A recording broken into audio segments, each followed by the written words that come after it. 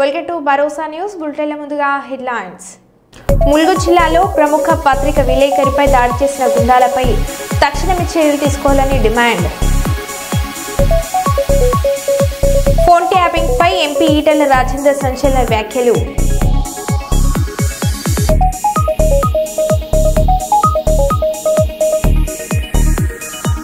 మహబూబాద్ జిల్లా కేంద్రంలో best available scheme నిధులు విడుదల చేయాలని డిఎస్ఎఫ్ఐ ఆధ్వర్యంలో ధర్నా.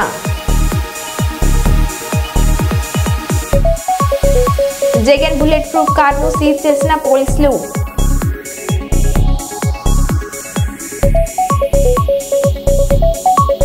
హన్మకొండ గోపాల్పురంలో పాము కారులోని బ్యానెట్లోకి చొరబడింది. దీంతో భయాందోళనకు గురైన కారు యజమాని.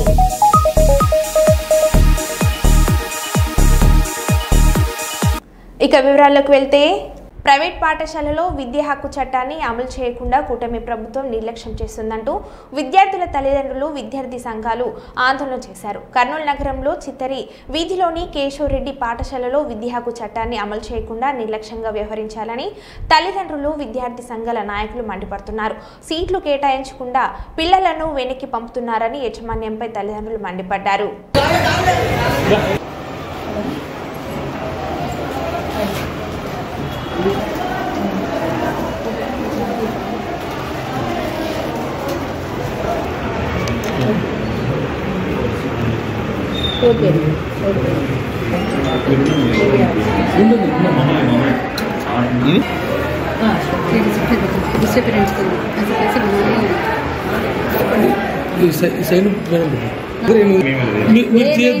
ఒక్క నిమిషం మేడం.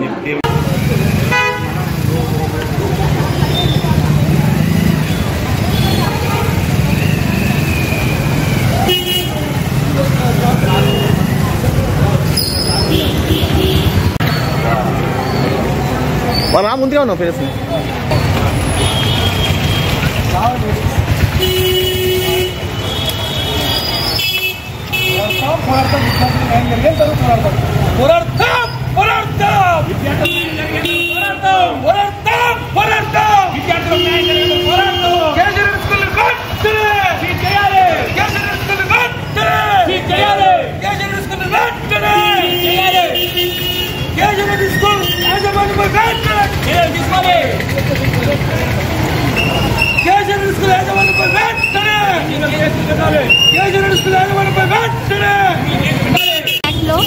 ఇకరా ఫాతిమా అనే పాపకి స్కూల్ అడ్మిషన్ వచ్చింది. మేము ఆన్ టైం మాకు రిపోర్ట్ 7-6 జూన్ లోపల మాకు అడ్మిట్ కావాలి మీరు, లేకపోతే క్యాన్సిల్ అయ్యిందని మెసేజ్ వచ్చింది. కేశవరెడ్డి స్కూల్లో మేము అలాగే ఆన్ టైంలోనే రిపోర్ట్ చేసాము. వాళ్ళు మన దగ్గర నుంచి డాక్యుమెంట్స్ కావాల్సిన డాక్యుమెంట్స్ మొత్తం తీసుకున్నారు. ఏదో కోడ్ రావాలంటే మీ పాపకి కేవీఎస్ కోడ్ రావాలంటే మీరు 3,500 పే చేయమని చెప్పారు. సరే అని పే చేసాము. బట్ పాప ఏమో 50 days స్కూల్కి కూడా వచ్చింది. ఇప్పుడు మండే మాకు మేము మళ్ళీ మెసేజ్ స్కూల్ నుంచి వచ్చింది, కాల్ వచ్చింది. మీ పాపకి ఆర్టీఏ యాక్ట్లో క్యాన్సిల్ అయిపోయింది, మీ పాప ఫీజు తీసుకొని వెళ్ళిపోయినది. ఎలా క్యాన్సిల్ అయ్యింది, మీరు అప్లై చేయలేదా ఏంటి అని ఇలా క్వశ్చన్ చేసాం. మాకైతే చేసాం, మేము ప్రాసెస్ ఏం చేయాలో ఆ మొత్తం ప్రాసెస్ మేము చేసాము. మీరు అని డిఓ ఆఫీస్లో మాట్లాడుతుంది. సరే అని ఈరోజు ఆ రోజే మండేనే సీఎంఓ సార్ కోసం వెళ్ళాం మేము ఆఫీస్కి, కలెక్టర్ ఆఫీస్కి. వెళ్తే అక్కడ సీఎంఓ సార్ 11 members ఫీజు కట్టాం సార్. అడ్మిషన్ కోసం 3,500 కావాలంటే 3,500 కట్టాం.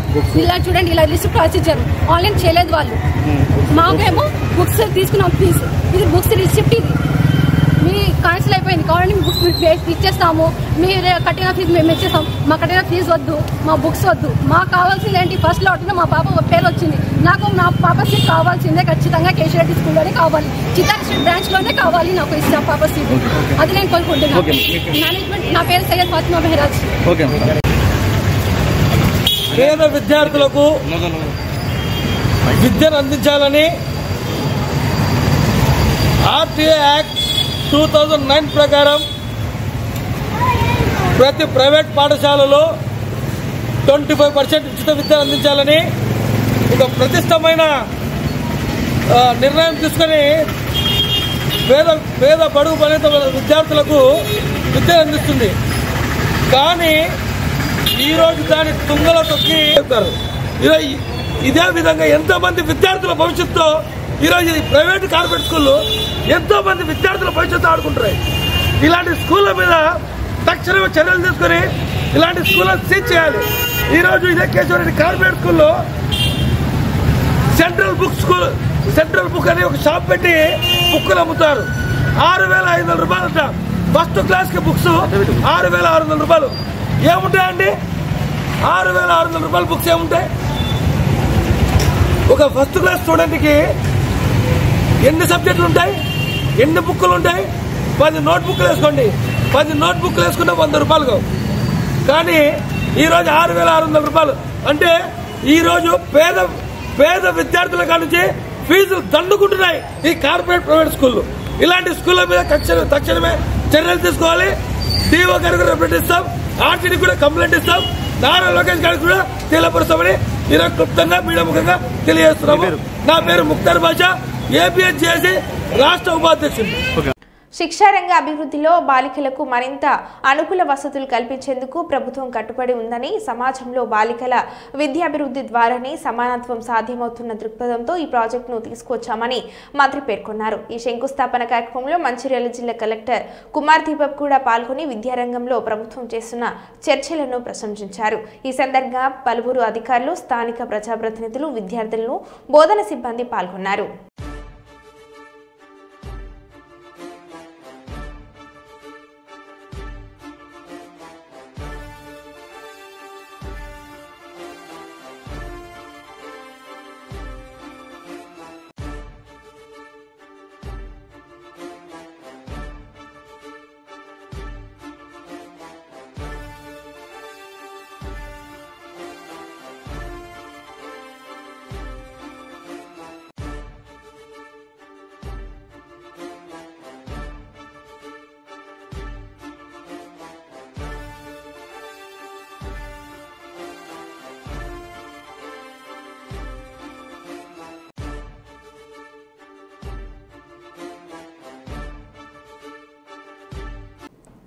గోదార్కని ప్రెస్ క్లబ్ మంగళవారం ఏర్పాటు చేసిన మీడియా సమావేశంలో వారు మాట్లాడుతూ ప్రజల ఆశీర్వాదంతో ప్రజాపాలన ముందుకు సాగుతుందని తెలిపారు.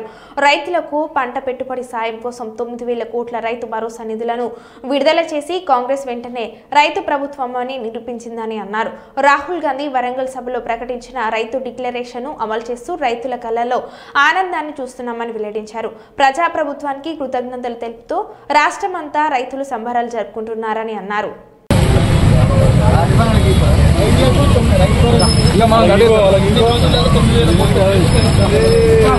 వాళ్ళ ధర్నాలను అడ్డుకొని వేల మంది రైతుల చావుకు కారణమైన కేంద్ర ప్రభుత్వం ఏదైతే ఉన్నదో దాన్ని వ్యతిరేకిస్తూ ఈరోజు తెలంగాణలో ప్రతి సన్న చిన్నకారు రైతులందరూ కూడా ఆనందంగా ఉండాలి. ఈ దేశానికి రైతే వెన్నెముక అన్న ఆలోచనతోటి ఈరోజు తెలంగాణ ప్రభుత్వం తీసుకున్న నిర్ణయం ప్రతి రైతు కూడా ఈరోజు ఆనందిస్తూ ఉన్నాడు. ఇంతకు ముందున్న టీఆర్ఎస్ ప్రభుత్వం ఏదైతే ఉన్నదో ఆ ప్రభుత్వంలో వడ్లు కొనాలంటే కూడా క్వింటాలకు 5 నుంచి 10 కిలోల తాలు తీసేది. ఈరోజు రైతులకు ఎక్కడ కూడా తాలు లేకుండా సన్నాలకు కూడా 5,000 బోనస్ అంటే ఒక్కొక్క రైతు దాదాపుగా 500 బోనస్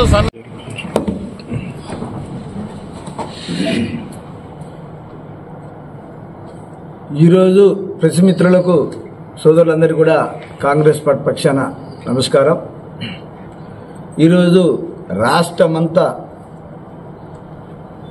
రైతుల్లో కళ్ళల్లో ఆనందం చూసేందుకు తెలంగాణ రాష్ట్ర ప్రభుత్వం, కాంగ్రెస్ పార్టీ ప్రభుత్వం, రేవంత్ రెడ్డి ప్రభుత్వం మరి ఈరోజు పండుగ వాతావరణం చేపట్టింది.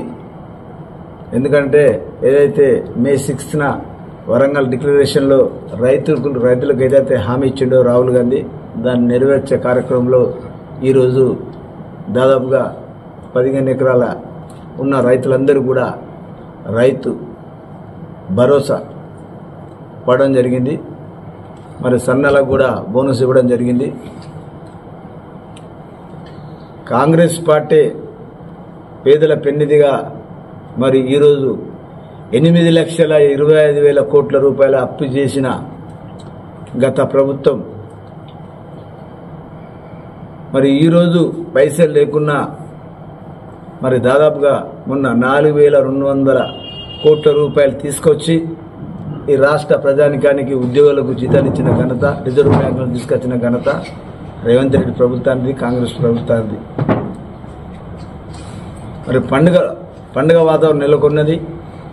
మరి రైతులంతా కూడా సుభిక్షంగా ఉండాలంటే అది కాంగ్రెస్ పార్టీతో సాధ్యమైన ఈ విధంగా నిరూపించిన మా రేవంత్ రెడ్డి గారికి మా కాంగ్రెస్ పార్టీ పక్షాన మేము మా నియోజకవర్గ పక్షాన మరి అందరి కార్మిక పక్షాన మహిళా పక్షాన 2 సంవత్సరాలు ప్రభుత్వం ఏర్పడి 2 సంవత్సరాలుగా వస్తున్న ఈ ప్రజా ప్రభుత్వంలో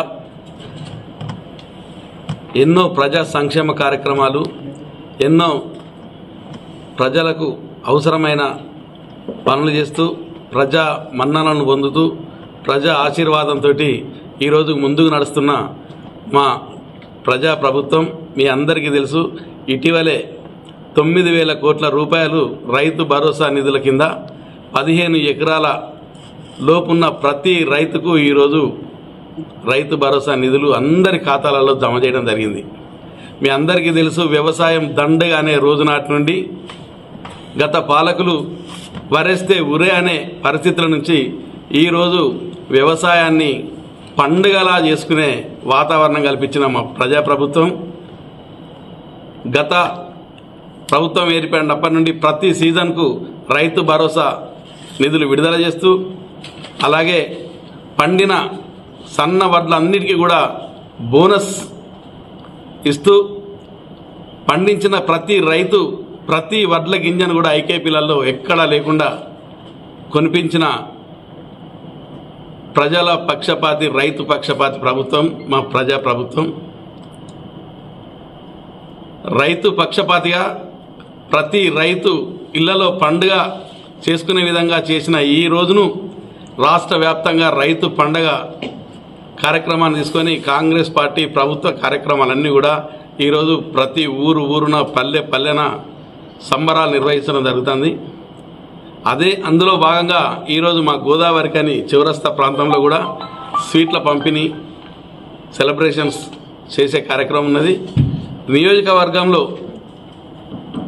అటు పాలకుర్తి, అంతర్గాం, కార్పొరేషన్ అన్ని పట్టణ స్థాయిలో గ్రామ స్థాయిలో ఈరోజు మాజీ ముఖ్యమంత్రి జగన్ బుల్లెట్ ప్రూఫ్ కారును గుంటూరు జిల్లా నల్లపాడు పోలీసులు సీజ్ చేశారు.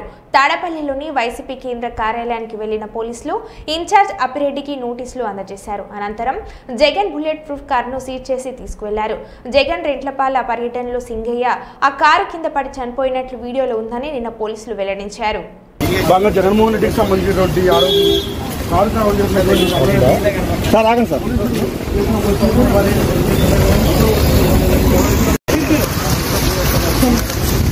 ఘటనకు సంబంధించి పలువురిపై కేసులు కూడా నమోదయ్యాయి. అందులో భాగంగా జగన్మోహన్ రెడ్డికి సంబంధించినటువంటి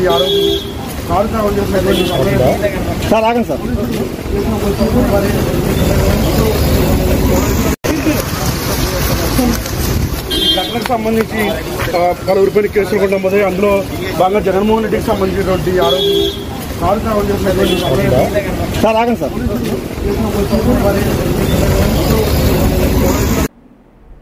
చంద్రబాబు మరియు లోకేష్లపై తీవ్రంగా విరుచుకుపడ్డ మాజీ మంత్రి పేర్ని నాని మీటింగ్ పెట్టి చంద్రబాబు 420 అబద్ధాలు చెప్తే నారా లోకేష్ 840 అబద్ధాలు చెప్పాడు. చంద్రబాబు 2014లో పరిమితికి మించి అప్పు చేయడం వల్లే 2019 తర్వాత అప్పు తీసుకుని వెసులుబాటు సన్నగిల్లింది. ఆర్థిక క్రమశిక్షణ పాటించడంలో చంద్రబాబు కంటే జగన్మోహన్ రెడ్డి ఎంతో పరిణితి కనబరిచారు. చంద్రబాబు పవన్ కళ్యాణ్ సంతకాలు పెట్టి ఇచ్చిన బాండ్లలో ఒక్క హామీ కూడా నెరవేర్చలేదని వ్యాఖ్యానించారు. అంటాడు అట పవన్ కళ్యాణ్ గారు ఏదైనా సరే ఏమో సార్ నాకు కనపడదు అంతా జగన్మోహన్ రెడ్డి కనపడుతున్నాడంటే మీటింగ్ చెప్తాడు ఆయన. ఇలా ముగ్గురు కలిసి ఏంటయ్యా అంటే సొంత డబ్బా జగన్మోహన్ రెడ్డి గారిని బూతులు తిడతాం, జగన్ గారి వ్యక్తిత్వ హననం వీళ్ళ సొంత డబ్బా. ఈ డబ్బా కొట్టుడికి మొత్తం ఎంత ఖర్చు అయిందయ్యా అంటే కోట్ల రూపాయలు ఖర్చు పెట్టారు.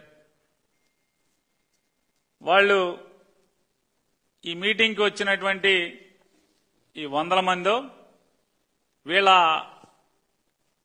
స్నాక్స్కే ఇక దాంట్లో మొదలుపెట్టి వీళ్ళు ఏం చెప్తారా అంటే ఇది మాట్లాడినటువంటి నారా చంద్రబాబు నాయుడు గారు, నారా లోకేష్ నాయుడు గారికి నేను ఛాలెంజ్ చేస్తున్నాను.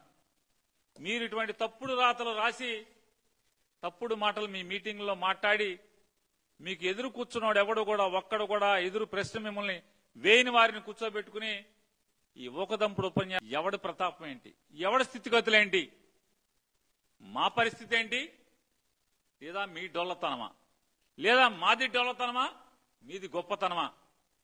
ఛాలెంజ్ చేస్తున్నాం. చంద్రబాబు నాయుడు గారు వస్తారా, లోకేష్ నాయుడు గారు వస్తారా? నెట్ బారోయింగ్ సీలింగ్ అంటే రిడక్షన్ ఫ్రమ్ ఎన్బిసి అనే ఒక సర్దుబాటు. ఈ సర్దుబాటు మూలంగా మీరు చేసినటువంటి పాపాల్లో ఉన్నటువంటి 17,000 మీకంటే కుర్రవాడు, మీకంటే అనుభవంలో తక్కువవాడైనప్పటికీ కూడా ఆర్థిక స్థితిగతులు, ఫిస్కల్ డిసిప్లిన్,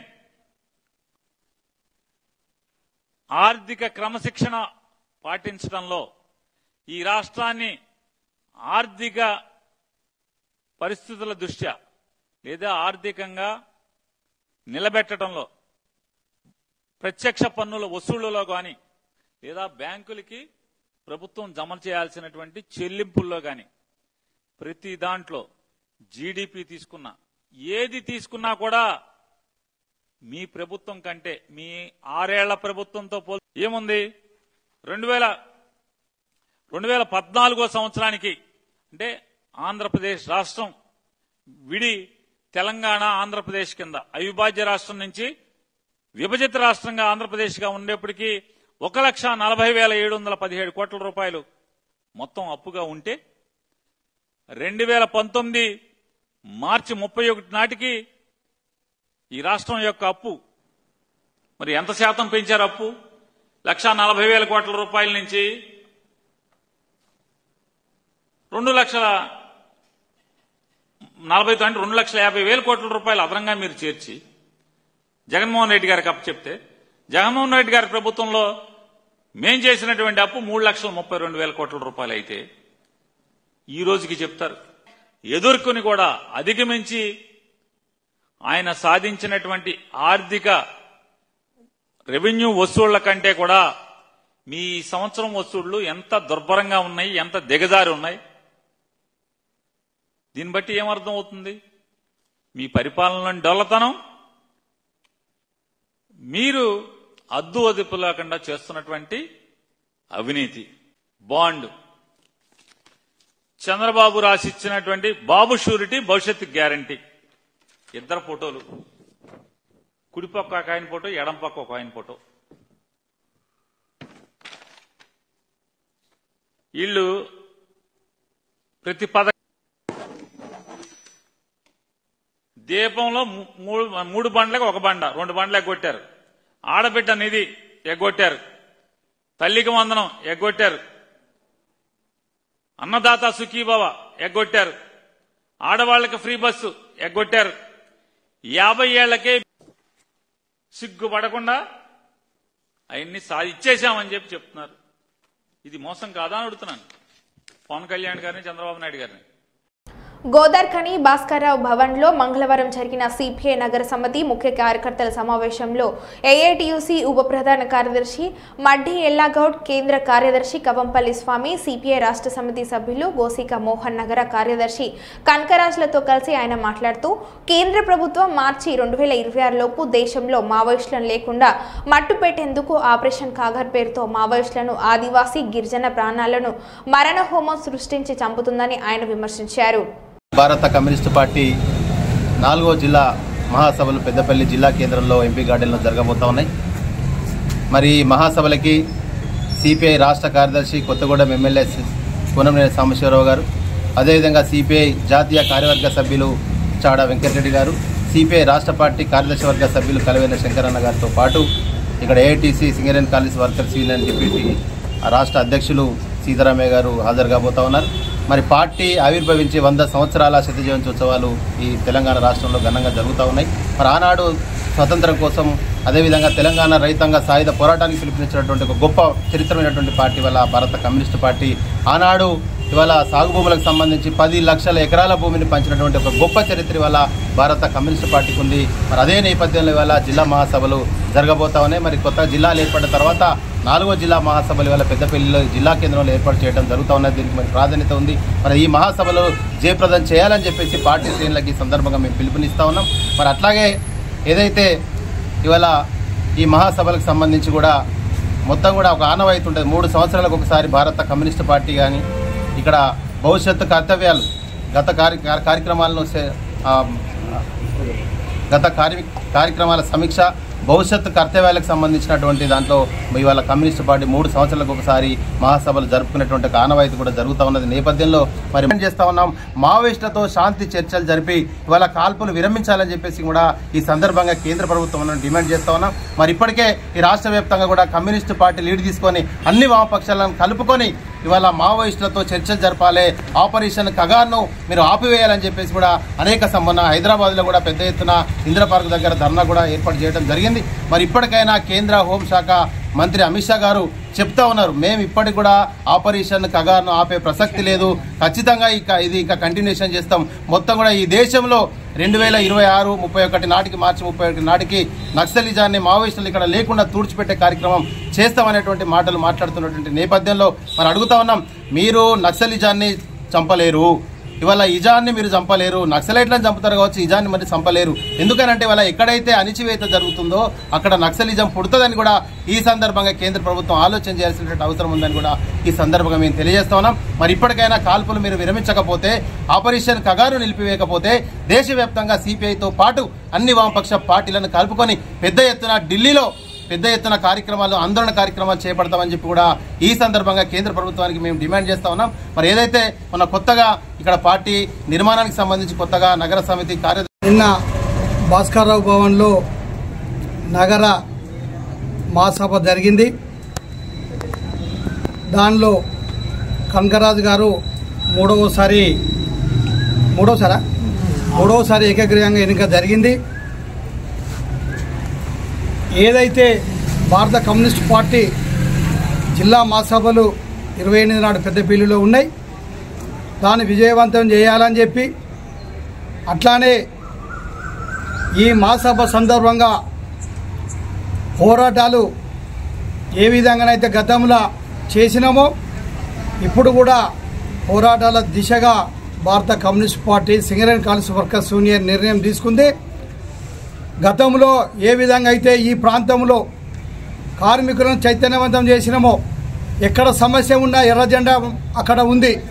ఈ కార్మిక వర్గాన్ని, కర్షకులను అందరినీ చైతన్యవంతం చేసిన భారత కమ్యూనిస్ట్ పార్టీ ఈరోజు ఈ ప్రాంతంలో పుంజుకున్నది. కాబట్టి ఏదైతే కొంతమంది బూర్జువా పార్టీకి సంబంధించిన వాళ్ళు, జ్ఞానం లేని వాళ్ళు, అర్థం చేసుకున్న వాళ్ళు కమ్యూనిస్ట్ పార్టీ కాలం చెల్లిందని చెప్పి కొంతమంది కూర్చున్నారు. కమ్యూనిస్ట్ పార్టీ కాలం ఎప్పుడు చెల్లేది. సమస్య ఎక్కడుంటే ఎర్ర జెండా అక్కడ ఉంటుంది, కష్టం ఎక్కడుంటే అక్కడ ఉంటుంది. ఎక్కడైతే 100 సంవత్సరాలు ఇలా భారతదేశంలో పురుడు పోసుకొని ఉన్నదో ఇలా పార్టీలు రకరకాలుగా వచ్చి రకరకాలుగా పోతున్నాయి తప్ప ఇలా 100 సంవత్సరాల చరిత్ర గల భారత కమ్యూనిస్ట్ పార్టీ ఇలా కాలం చెల్లిందన్న మూర్ఖులు అర్థం చేసుకోవాలని చెప్పి సందర్భంగా తెలియజేస్తున్నాం. ఎందుకంటే ఇలా సింగరేణి ప్రాంతంలో కానీ ఎక్కడ కానీ బాంచన దొర అనే బానిస బతుకులల్లా మేడ్చల్ జీడిమెట్ల పోలీస్ స్టేషన్ పరిధిలో దారుణం. ఎన్ఎల్బీ నగర్లో నివాసం ఉండే తల్లి అంచనా 39 సంవత్సరాలని తన ప్రియుడితో కలిసి గొంతు పిసికి తలపై రాడ్లతో కొట్టి హత్య చేసిన కూతురు 16 సంవత్సరాల వయసు. ప్రేమ వ్యవహారంతో కూతుర్ని మందలించిందన్న కోపంతో తన ప్రియుడు పగిల శివ 19 సంవత్సరాలు, అతనితో తమ్ముడు పగిల యశ్వంత్ 18 సంవత్సరాలతో కలిసి హత్య చేసిన కన్న కూతురు. కేసు నమోదు చేసుకుని దర్యాప్తు చేస్తున్న జీడిమెట్ల పోలీసులు 5 days కింద లేచిపోయింది. 5 days కింద లేచిపోతే పోలీస్ స్టేషన్ లో కంప్లైంట్ ఇచ్చిందంట. పోలీస్ స్టేషన్ లో కంప్లైంట్ ఇస్తే సార్ వాళ్ళు వెళ్ళి అబ్బాయిని తీసుకొచ్చి అమ్మాయిని తీసుకొచ్చిల్లంట. నా బిడ్డ 3 రోజుల నుంచి వాడింట్లో ఉంది, నా బిడ్డకి ఏమన్నా అయింది ఒకసారి టెస్ట్ చేయండి సార్ అంటే కోర్టు తీర్పు వస్తుంది, ఇవాళ చెక్ చేపిద్దామని చెప్పి సార్ మంగళవారం పెడదామని సిఐ గారు అన్నారంట. అక్కడ నుంచి దాన్ని ఇంటికి తీసుకొని వచ్చింది. మరి వాళ్ళని ఎట్లా ఇచ్చిపెట్టిలో నాకు తెలియదు సార్, వాళ్ళ లోపలనే ఉండే, వాడు ఎట్లా బయటకు వచ్చిందో తెలియదు. మా అమ్మ ఇంట్లో ఉంది పూజ చేస్తాను, రమ్మని బిడ్డ పిలిచిందంట. వెనకాలకెళ్ళి చెల్లె పూజ చేస్తాంటే వెనకాలకెళ్ళి తన చున్ని తీసుకొచ్చే వెనకాలకెళ్ళి వేసి బుద్ధి చంపేసింది సార్. చంపిన తర్వాత నా చెల్లె చావలేదంట, కొనుపుతో కొట్టుకుంటా అంటే మళ్ళీ పిలిచిందంట. వాడు పోయిన తర్వాత రా మా అమ్మ చచ్చిపోలేదు, చంపేసినాక మన ఇద్దరు వెళ్ళిపోతారు రమ్మంటే వాడు మళ్ళీ వచ్చి సుత్తె కొట్టే సుత్తతోని కంతలు ముక్కులు కొట్టి ఇవన్నీ గట్టిగా పిసికేసి ఇట్లా ఊరేసి కడుపులంతా గుద్ది చంపేసి సార్. నా చెల్లె ముక్కు నుంచి బ్లడ్, నోటి నుంచి బ్లడ్, ఇల్లంతా పెరుగులాట చేసింది. వాళ్ళిద్దరితో మస్తు కొట్లాడింది నా చెల్లె బ్రతకడానికి, కానీ అవ్వలేదు. నా చెల్లె పెద్ద బిడ్డ చేసింది సార్, దాని వల్ల లవర్ చేసింది సార్ శివానటోడు. అమ్మా నా చిన్న బిడ్డను బయటికి పంపించిల్లు, నా చిన్న బిడ్డ ఉంటే చంపకపోవు. అది 8 నెలల నుంచి ప్లాన్ చేసిన సిఐ గారికి కంప్లైంట్ ఇచ్చింది. ఇప్పుడు సార్ ఇప్పుడు తీసుకొచ్చిల్లు సార్, ఇప్పుడు పొద్దున తీసుకొచ్చిల్లు వాళ్ళని. ఫస్ట్ పోయినప్పుడు 2 సార్లు తీసుకొచ్చి లోపల వేసిల్లంట. మరి వాళ్ళు ఎందుకు పిలిచిలో ఏ రకంగా బయటకు వచ్చినో తెలియదు సార్. వాడు బయటకు వచ్చి వెంటనే మా చెల్లెని చంపేసిండు. ఇంత దారుణమా, ఇంత మోసమా, ఇది అన్యాయము. న్యాయం కావాలి సార్ మా చెల్లెకు. ఇంత అన్యాయమైన పరిస్థితి తల్లికి రాలేదు. కేసంద్రం మండలం గ్రామం వినుగుర్తి సార్. మా దగ్గర అమ్మ కళాశారదిలో జాబ్ చేస్తుంది సార్. ఇక్కడ కళావతి నగర్ లో కళాశారదిలో జాబ్ చేస్తుంది. ఆమె మహిళా మండలిలో పనిచేస్తుంది. సాకలైలమ్మ మన్వరాలని ఆమె ఉద్యమాలు చేస్తుంది. అందకృష్ణ మాదితో కూడా ఆమె అందకృష్ణ మాది దాంట్లో కూడా SC/ST మైనార్టీ అధ్యక్షురాలు సార్. ఆమె తలం పెద్ద సార్, ఆమె సాగు చిన్నది సార్. మరో బులెటిన్లో మళ్ళీ కలుద్దాం. Stay tune.